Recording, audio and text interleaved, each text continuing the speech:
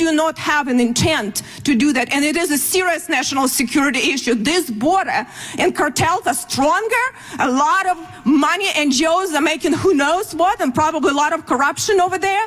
And we have a national security crisis, and you sitting here and saying, you know, looking at us with very smiley face, it's unacceptable. But I yield to Chairman Jordan. Thank the gentleman for yielding. Mr. Secretary, of the 140 illegal aliens you've encountered who are on the terrorist watch list, again, this is Mr. Ice's question earlier in the day. What is the status of those 140 individuals? First of all, let me allow the record to reflect that I'm not smiling, nor have I smiled. Yeah. Mr. Chairman, will you repeat your question, please? The 140 individuals who've been encountered on the border who are on the terrorist watch list, what's the status of those individuals? I believe that question already has been posed, and I mentioned to the chairman that we will provide that data to you. Have any of them been released, I guess is another way of framing that? Mr. Chairman, let me say this. Individuals who pose a threat to public safety or national security are detained pending their removal. Well, that's not what the Inspector General said. He said CBP released a migrant on the terrorist watch list and ICE faced information sharing challenges planning and conducting the arrest. This is from Mr. Kufari, the Inspector General of DHS. You disagree with Mr. Kufari? We respectfully do. You do? Okay. I would yield my time to the gentleman from Louisiana. I've only got 25 seconds. I'll just say I don't have time for a question because you'll be elusive. But I just, for the record, since we're stating things for the record, I've been in Congress 7 years. I think you're the most dishonest witness that has ever appeared before the Judiciary Committee. And I think I speak for a lot of my colleagues. This is such a frustrating exercise for us because our constituents want answers. They're tired of the open border. They're tired of people dying from fentanyl overdoses, and it's your fault. It's my time. Mr. Chairman, point of order. No, there's no point of order in the middle of this. This is my opinion. I think it's shared by millions of American people. Based on the standard, show no shame. Chairman, this is based on the standard that the chairman set out in previous hearings. Calling a witness dishonest is over the line that you drew in a previous hearing. I'm not pulling the words down. That speaks for the American people. The chair now recognizes, I said to the secretary we would go 5 more minutes, then give you a break. I know you've been at this 2.5 hours. I believe the gentleman from Florida is recognized for 5 minutes. I don't have a winter house yet, Mr. Chairman, but... I knew it was Maryland. I knew you were right. Yeah. Thank you, Mr. Chairman. Secretary Mayorkas, I want to thank you for being here today. I do want to say a couple of things, though. I'm not trying to get too deep into this, but I know this is an oversight hearing. Unfortunately, though, the larger picture is that this is really about the effort to impeach you. I also serve on the Homeland Security Committee, and one of the members of that committee talked explicitly about the Republican effort to impeach you, the two committees working in coordination. He said something about, pay attention, you can get the popcorn and watch this because it's going to be a lot of fun. Unfortunately, you've been sort of thrust into the middle of that, and not your doing, but that's where we are. And there are also efforts, obviously, to impeach President Biden.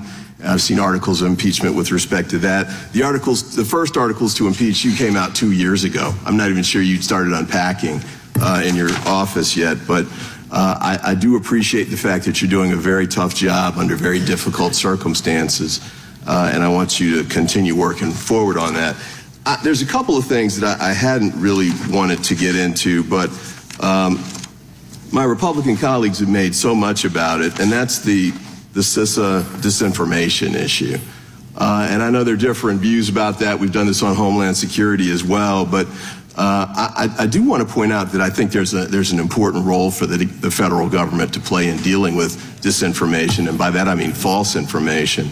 The Republican election deniers, including former President Trump, that's disinformation that needs to be addressed by the government, not just to deal with it in the past, but because of upcoming elections. I know there are election officers across the country at the state and local level who've been trying to put together a plan to deal with these issues.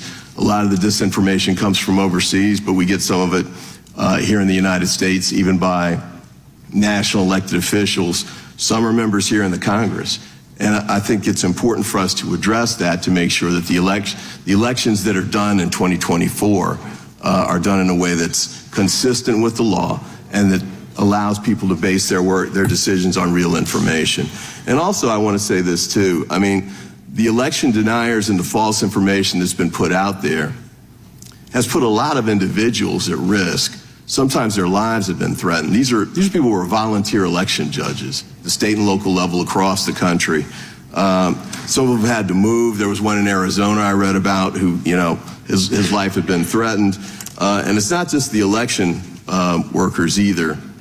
Nina Jankowicz, who was actually worked at DHS briefly, got the same kind of treatment. And so she came under attack, again, by, in some instances, members of the House Republican caucus, to the point where she ended up having to not only resign her job, but she had to hire a consultant to help her with personal protection. And this is while she was pregnant. She had to go to some of her appointments with her doctor in disguise because her life had been threatened to such an extent. I'll close with this. I think that there are a lot of things that I would love to see this commission address. I made a personal appeal several months ago to my colleagues on the other side of the aisle about gun violence. I think you mentioned an aspect of that, which is domestic terrorism that's in some instances led to lone wolves committing mass killings. But we got a larger problem with it than that. But I can't get anybody to help me with the ghost guns issue. I've got a bill about raising the age for assault weapons from 18 to 21, which I thought would be a reasonable place to go, since we already have the raise the age place took place for handguns from 18 to 21 in the previous Congress and got bipartisan support. And it would be important, I think, too, to look at some of the other critical issues the country's facing. Cybersecurity, if we're going to dabble in the homeland security world. China just hacked our Commerce Secretary, and in May, CISA was breached, Microsoft, and the NSA. So these are very important issues to the American people. I hope we can take a look at these.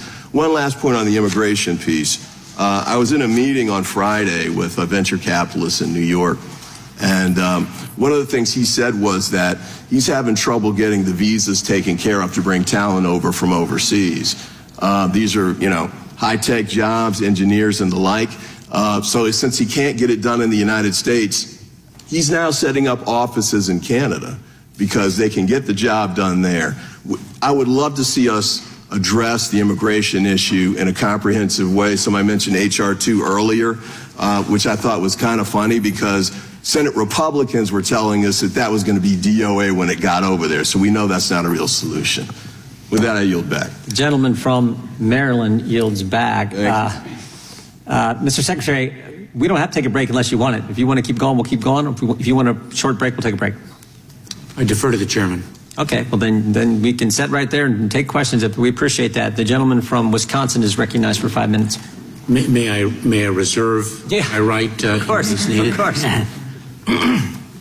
Mr. Secretary, I want to go back to the operational control issue that came up first by the ranking member when Congressman Nadler brought it up. And you've addressed it, and I know that Mr. Roy worked through that again, but it's so important, and I think it's such a source of frustration because every time you turn on a TV, there is this imagery that continues, which is people coming across the border. And whether I was in McAllen or in San Diego sector or wherever I was, when you talk to Border Patrol or you talk to your employees, Homeland Security, none of them say, yeah, everything is going well and there is certainly an operational control in place. So even by the definition, which you brought up a couple times, the Secure Fence Act, I don't think anybody asked you again today directly, do you believe that we have operational control at the border right now? Under the statutory definition. Right, under the statutory definition, do we have it? Under the statutory definition, Congressman, not a single individual can cross the border if one has operational control. Last year, approximately 1.7 million people crossed the border. We provide that information to Congress on a monthly basis. Under that definition, no administration has had operational control. What we do is ensure that the resources that we have are deployed most effectively to gain the greatest amount of control that we can. And I will tell you that the greatest resource that we have are the men and women of the Department of Homeland Right, Security. but what I think I just heard you say was, right now, I heard about the previous administrations. You know, you already established, I guess, that there was not operational control. So right now, we do not have operational control of the border. Can you tell me that right now to Under this committee? Under the definition of the Secure Right. Fence Act, Right.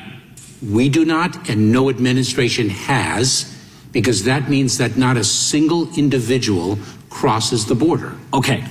So we established that we do not have operational control right now. Under the definition of the Secure Fence Act. All right, so let me ask you a couple other questions, because I think there's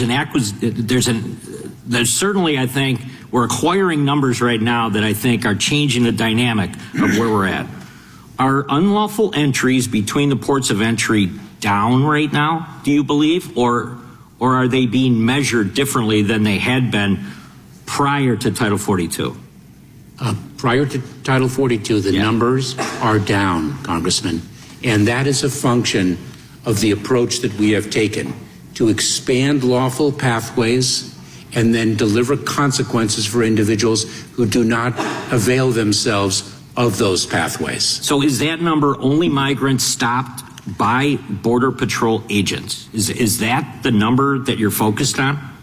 Or is it a number of individuals beyond those that even have contact with Border Patrol? When we speak of, for example, the 2 weeks, let's just pick a period of time, the 2 weeks immediately preceding the end of Title 42 on May 12th. When we take those 2 weeks and we compare the numbers that we are experiencing now, we include not only the apprehensions in between the ports of entry, Congressman, but we also include individuals who are entering through the ports of entry using one of the critical lawful pathways that we include. Found inadmissible at any ports of entry. Categorical parole, illegal aliens would also be part of that group. Is that not accurate? And then finally, gotaways. There's three categories of individuals as well. Our parole authority, which is a discretionary authority codified in statute in the Immigration and Nationality Act, is a discretionary authority that we employ on a case-by-case basis.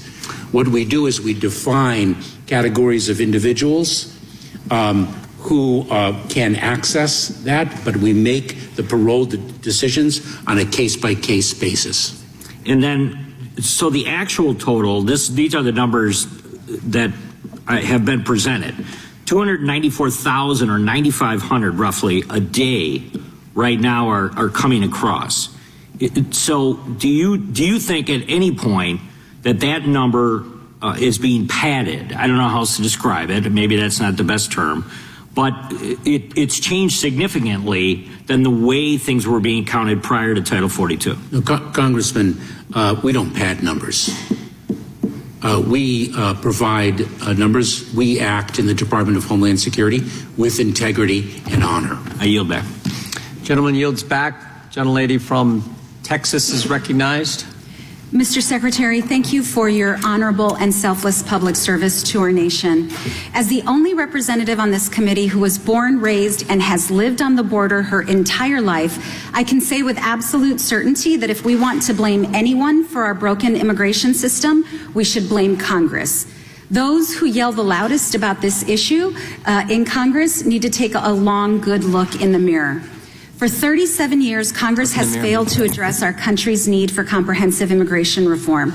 Instead, we have followed the Republican playbook, which focuses on immigration solely as a border issue.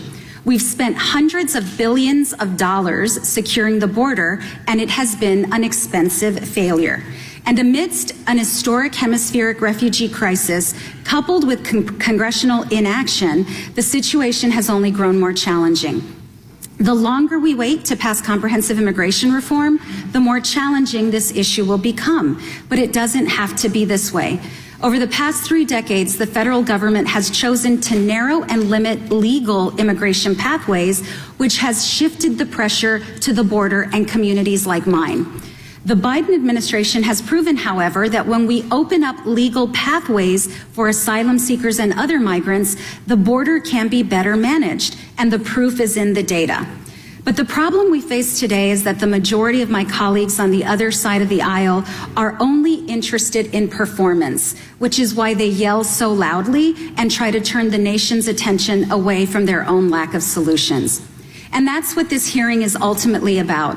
While this is an oversight hearing, we know that the spectacle you're seeing on the other side is part of the Republicans' ultimate distraction strategy, impeachment.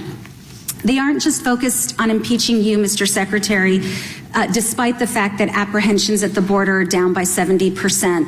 They have also promised the extremists in their party that they will impeach Attorney General Merrick Garland and even President Biden. In fact, from the complaints we hear about Catholic charities, I'm surprised that they aren't trying to impeach the Pope.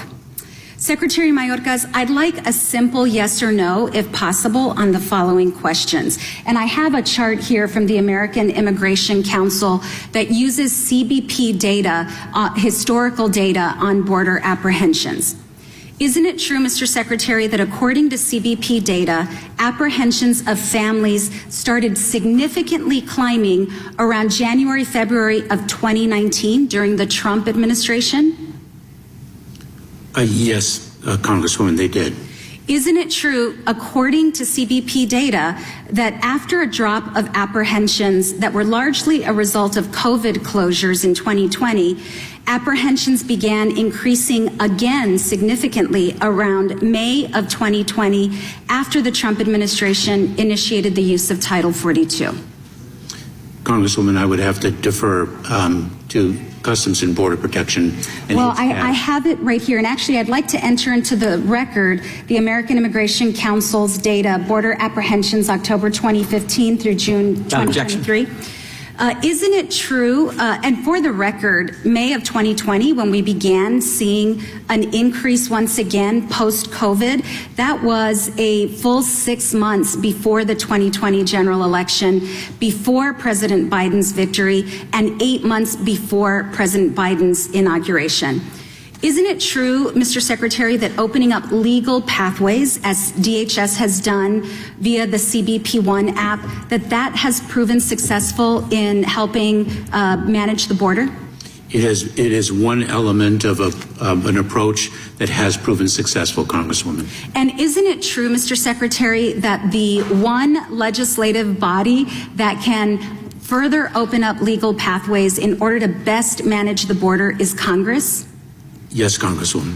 My Republican colleague, Maria Salazar, and I introduced the Dignity Act, which is a bipartisan comprehensive immigration reform bill.